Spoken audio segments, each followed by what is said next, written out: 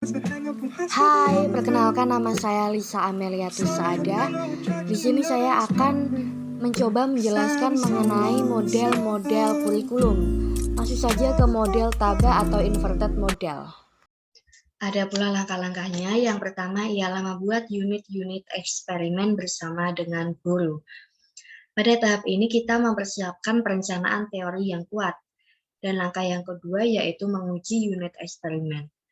Pada langkah yang kedua ini kita menguji untuk mengetahui tingkat validitas.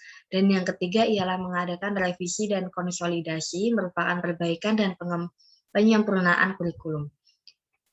Setelah melakukan perbaikan dan penyempurnaan, kita lanjut ke langkah pengembangan, yaitu pengembangan kerangka kurikulum, di mana kita menentukan apakah isi telah memadai dan apakah isi telah tersusun dan sebagainya. Pada langkah kelima, yaitu implementasi dan diseminasi. Dalam langkah ini dilakukan penerapan dan penyebarluasan program ke daerah dan sekolah-sekolah.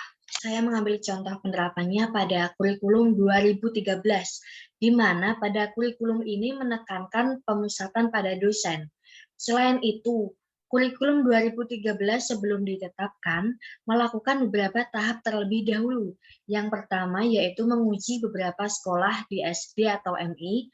Tahap kedua, setelah diuji cobakan di sekolah, selanjutnya melihat validitas, kepraktisan kurikulum, dan sebagainya. Tahap ketiga, melakukan penyempurnaan kurikulum. Dan yang keempat, merevisi dan menganalisis. Dan tahap terakhir yaitu didiseminasikan. Kita lanjut ke model Miller-Zeller. Model ini merupakan pengembangan kurikulum kombinasi dari model transmisi dan TABA. Adapun langkah-langkahnya yaitu klarifikasi orientasi kurikulum, yaitu menguji dan mengklarifikasi orientasi pandangan filosofi dan sosialnya. Dan yang kedua, pengembangan tujuan. Pada langkah ini kita mengembangkan tujuan-tujuannya. Ketiga, identifikasi model mengajar. Langkah ini berupa mengidentifikasi strategi mengajar yang akan digunakan pada kurikulum tersebut. Dan yang keempat ialah implementasi.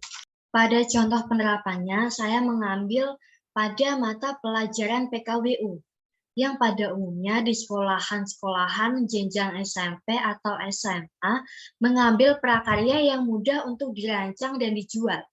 Nah, pada pengalaman saya di jenjang SMP mata pelajaran PKWU, mempelajari mengenai tata busana, seperti membuat pola-polanya dan lalu menjahit kain yang sudah dibentuk pola.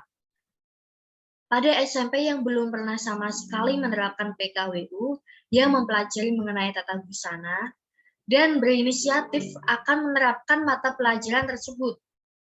Sebelum menetapkan hal tersebut, para pendidik harus menentukan orientasi filosofi dan sosialnya. Selanjutnya, menentukan tujuan dan manfaat dari mata pelajaran itu. Setelah itu, baru mengimplementasikannya. Kita lanjut ke esensi model-model pengembangan kurikulum. Yang pertama, esensi pengembangan kurikulum ialah langkah dan pengambilan keputusan. Yang kedua, dalam pengembangan kurikulum ada dua pendekatan, yaitu administratif dan grassroots. Dan yang ketiga, dalam tataran praktek diterapkan secara tegas. Contohnya pada kurikulum 2013, di mana di kurikulum 2013 itu mengambil langkah dan pengambilan keputusannya tepat. Dan juga di dalam kurikulum 2013 ini ada banyak pendekatan. Selain itu, di dalam kurikulum 2013 ada tataran praktek diterapkan secara tegas. Misalnya, pada mata pelajaran prakarya. Di mata pelajaran prakarya itu diterapkan secara tegas untuk praktek. Dan di dalam praktek itu kita diharuskan membuat prakarya dengan imajinasi kita sendiri. Setelah selesai baru kita memberikan hasil praktek kita kepada guru kita. Sesudah itu baru guru kita menilai hasil praktek kita dan nilainya sesuai dengan kemampuan kita.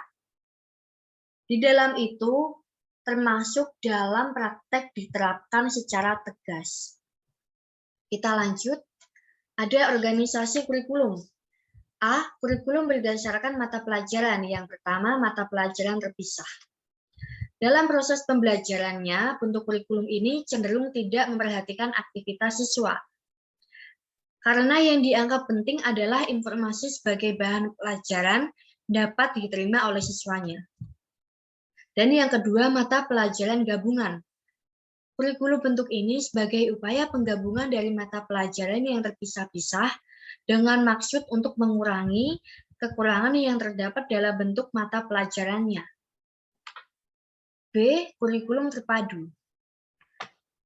Kurikulum ini cenderung lebih memandang bahwa dalam suatu pokok bahasa harus terpadu secara menyeluruh. Pada kurikulum ini ada yang pertama, kurikulum inti. Kurikulum ini selalu menggunakan bahan-bahan dari berbagai mata pelajaran guna menjawab atau menyelesaikan permasalahan yang dihadapi siswanya. Yang kedua, social function dan present situation. Kurikulum ini didasarkan atas analisis kegiatan-kegiatan manusia dalam masyarakat.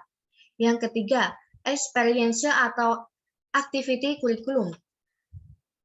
Pada kurikulum ini cenderung mengutamakan kegiatan atau pengalaman siswa dengan tujuan membentuk kemampuan yang terintegrasi dengan lingkungan maupun dengan potensi siswanya. Baik, sekian penjelasan dari saya, kurang lebihnya saya mohon maaf. Dan terima kasih atas partisipasinya telah menonton video saya sampai selesai. Wassalamualaikum warahmatullahi wabarakatuh.